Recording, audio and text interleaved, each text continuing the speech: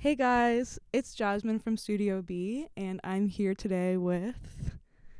Nice, Kelson, y'all. So can you tell me a little bit about yourself and your music?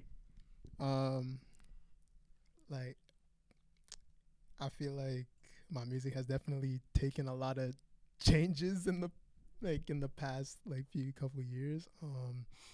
I used to just strictly just make rap music, but it's funny because growing up, I didn't really listen to a lot of rap music. Growing up, it was really just it was a lot of rock music. It was just a lot of that because my mom got me rock band when I was a kid, so I was just playing that every day. And then throughout getting older, this is all I was listening to.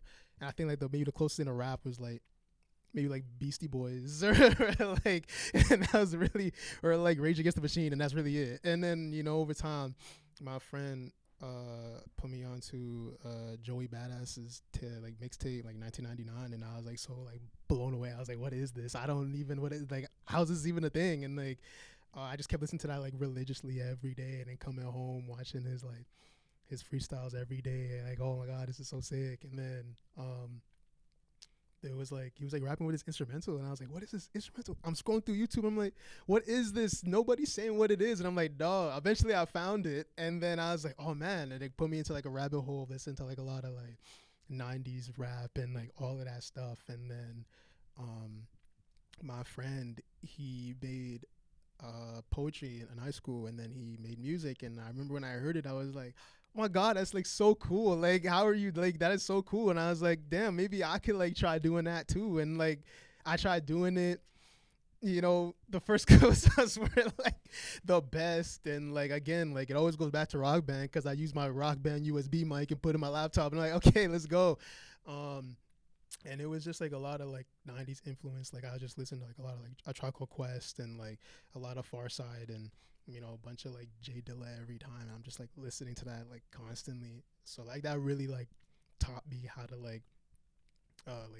make a song and try to string words together. It was a lot of that. And then transitioning off into Childish Gambino and Chance the Rapper, and then finding other people. And then I was okay. And then over time now, it's I kind of strayed away from kind of rapping now. It's fun, but it just doesn't really sometimes moves me as much as trying to making singy songs. Do Some Things is actually so fun to make, and I get so hyped when I'm trying to find oh, this melody works with this, or this works with this. And it's just so now it's just more transitioning into alternative R&B and rap music now. So yeah. And then you kind of answered one of my questions in that little answer there, but I was going to ask you if you produced any of your own music, or if you have a producer that you work with. I have a producer, my homie, his name is Asian Boy, and he's man, we met on Instagram, and he just hit me up randomly, and I was just and I'm always getting bot producers. So every time I see a producer, I'm always just so I'm always just when he hit me, I was just bro, it's probably one of those, bro. I'm not even going listen to this guy. And then no, he was a real person. And I was just and we just started talking, and he sent me bro, maybe 60 instrumentals. And I was just bro, what is going on right now? And then we met in 2019, and he just sent me that, and we just built such a strong bond with each other. And that's the homie, man. It's every day we're just learning from each other, and we're just growing, and it's really cool just seeing how where it started to kind of where it's going right now. So it's really cool seeing that. And I know you talked a little bit about your influences already, but I was wondering who some of your favorite musicians are, and also who's someone that you would love to collaborate with in the future, a dream collaborator. My favorite musicians probably would be Tyler the Creator is definitely up there for me. I can definitely see the outfit. I can definitely see the outfit reflection. Gambino is definitely up there for me. Wow. I would probably say this artist named Elu J. He's really sick. I don't listen to him as much, but it's a lot of people tell me that I sound like him, so I'm it's interesting. Kendrick Lamar is definitely one of them. Have been getting that a lot. But Kendrick's definitely up there for me.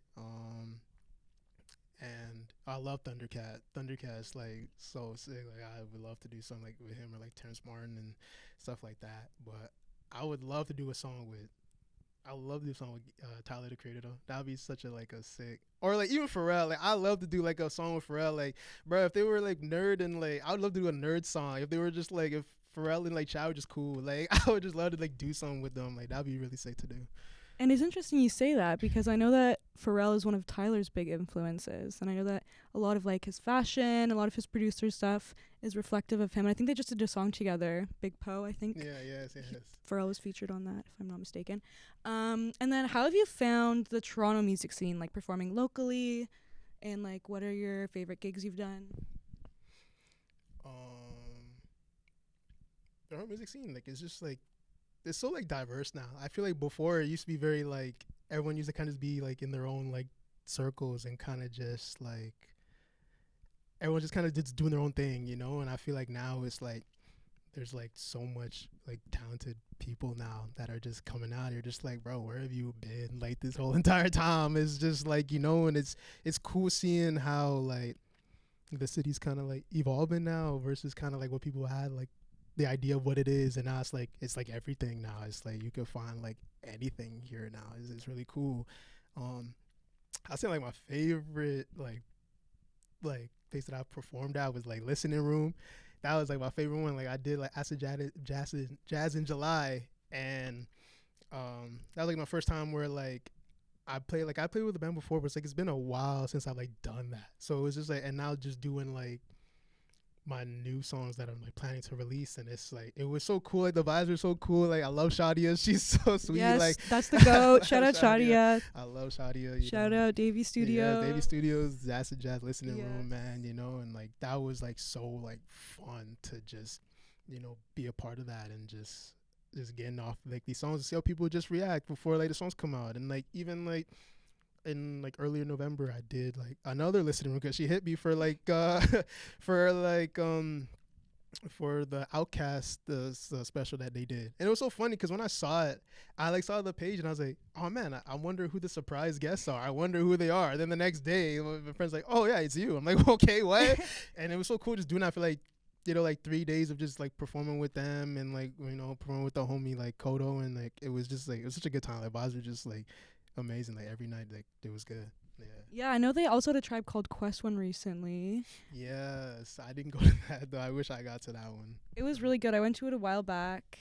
Yeah, always a great time there. Yeah, That's like so the best good. event in the city. If you guys are looking to support a local event, go to Davey Studios, Listening Room, Acid Jazz, Yeah. Neo in Your Soul. All amazing events. And then my last question for you is, do you have any upcoming releases? I'll say like it's in the works right now. It's in the works, you know. I definitely have something that I'm trying to put out in the beginning of the year. So just trying to get that situated and get everything like the way it needs to be, and like trying to find like ideas for like a cover. But I definitely have like a few songs, you know. It's just weird now because it's like I feel like I've always been cursed of just dropping one song a year. And it's like, I don't want to do that. Like, I feel like that's just how it always goes. And like, now I'm just trying to like practice being more like consistent now and not trying to like, you know, just like fall behind and make sure it's like I'm just on top of everything. And, you know, so yeah, I definitely have a few songs lined up, and hopefully a project, maybe my first project, maybe, I don't know, maybe we'll see how everything goes. But yeah, definitely a couple singles coming out in the next year for sure. Well, I'm very excited to hear those, and thank you so much for coming on the show Thank today. you guys for having me. It's so fun. Maybe you'll come back when you have a new project out. We'll see. Yeah, maybe that'd be great. That'd be sick. But yeah, thank you guys for watching, and we'll see you. This is our last episode of the season, actually. So if you guys are watching this, thank you for tuning in throughout the season, and we're so excited to see you in the new year. We have some amazing guests already planned for you guys. And yeah, have a good new year. Bye.